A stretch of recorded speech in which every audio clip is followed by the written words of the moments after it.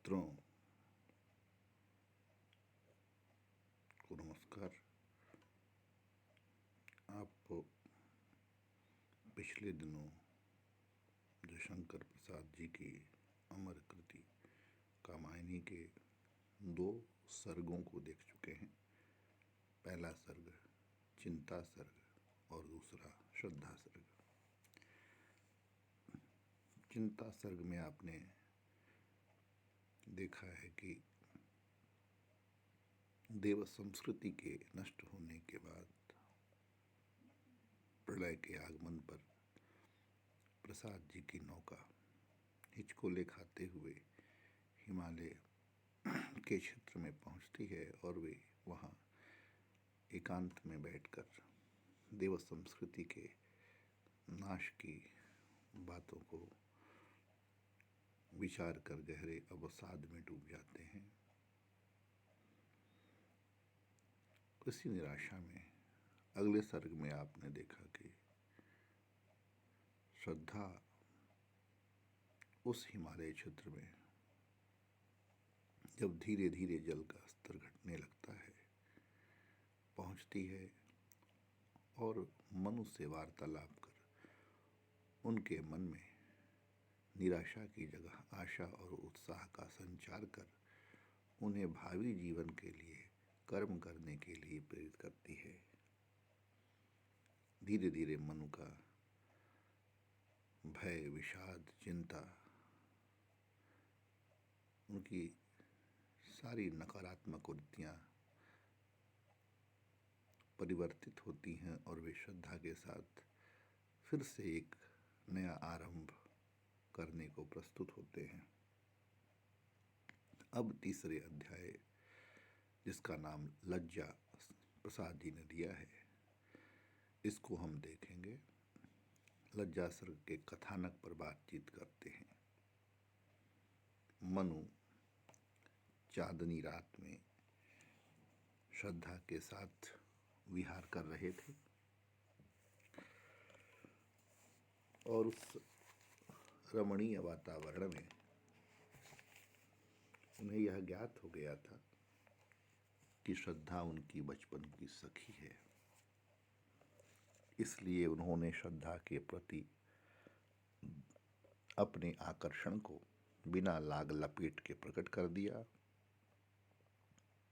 और उन्होंने श्रद्धा से अनुरोध किया कि वह उनकी जीवन संगिनी बन जाए।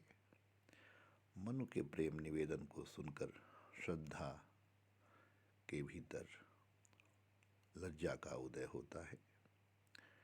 उसकी दृष्टि लज्जा के आधिक्य से झुक जाती है।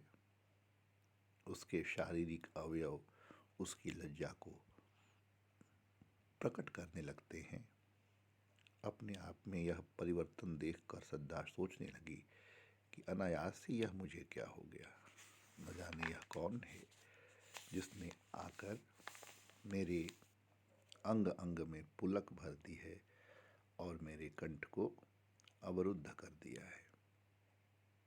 संध्या के समय श्रद्धा चुपचाप बैठकर यही सब सोच रही थी कि एकाएक उसे लगा जैसे संध्या की लालिमा के मध्य कोई मूर्ति हंस रही है, जो वास्तव में श्रद्धा के हृदय में बसी लज्जा ही थी।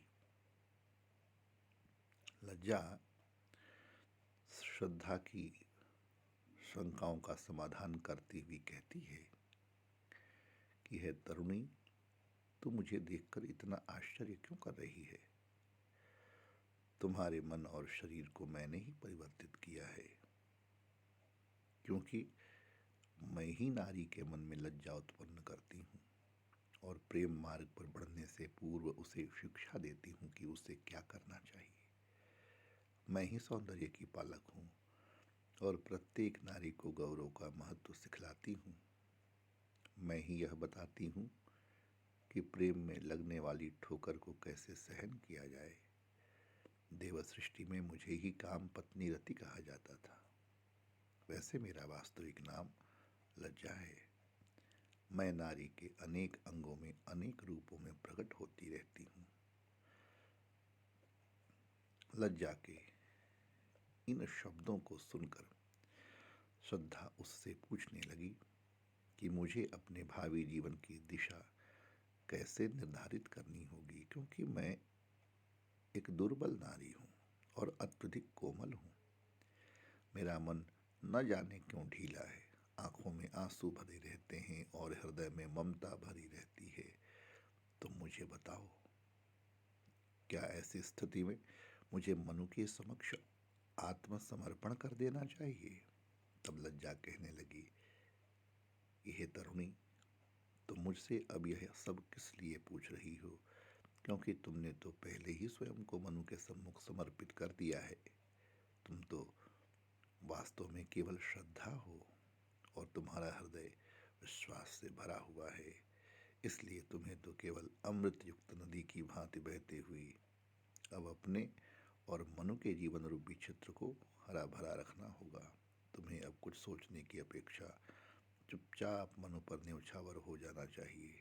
इसलिए अब तुम मनु के समक्ष अपने तन और मन दोनों को समर्पित कर दो तथा आनंदमय जीवन व्यतीत करो, जिससे तुम्हारा दाम्पत्य जीवन सुखी रह सके। अब हम इस लज्जा सर्ग के कथानक को समझने के बाद इनकी पंक्तियों पर विचार करते हैं, उसकी व्याख्या करते हैं, उसका आरंभ करते हैं। प्रसाद जी की कामायनी का यह तीसरा सर्ग है, लज्जा सर्ग। प्रसाद जी कहते हैं, कोमल किसलय के अंचल में नन्ही कलिका ज्यों छिपती सी, गोधूली के धूमिल पट में दीपक के स्वर में दीप्ति सी। किसलय कोमल पत्तों को कहते हैं। धूमिल पट अंधकार रूपी वस्त्र, दीप्ति प्रदीप्त चमकती हुई। कोमल किसलय के अंचल में नन्ही कलिका ज्यों छिपती सी। किसलय नए पत्तों को कहते हैं। गोधूली के धूमिल पट में दीपक के स्वर में दीप्ति सी। संध्या की लालिमा के मध्य से उतरकर अपनी ओर आती छाया को देखकर श्रद्धा कहती है कि जिस प्रकार नन्ही कली स्वयं को कोमल तथा नए नए अखवाए हुए पत्रों में छुपा लेती है, उसी प्रकार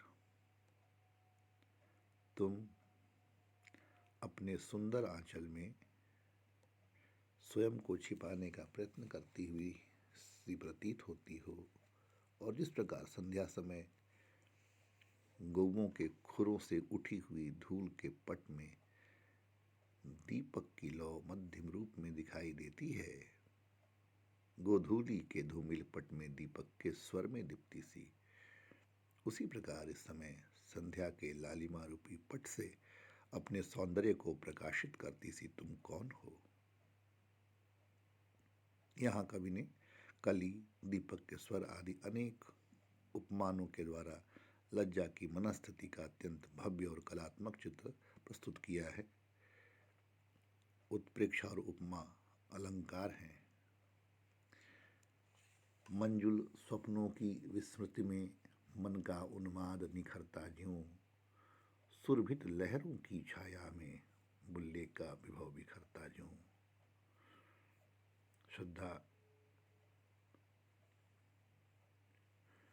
इन पंक्तियों में मंजुल स्वप्नों की विस्मृति, मंजुल यानी सुंदर, सुरभित सुगंधित, बुल्ले बुलबुले विभव वैभव,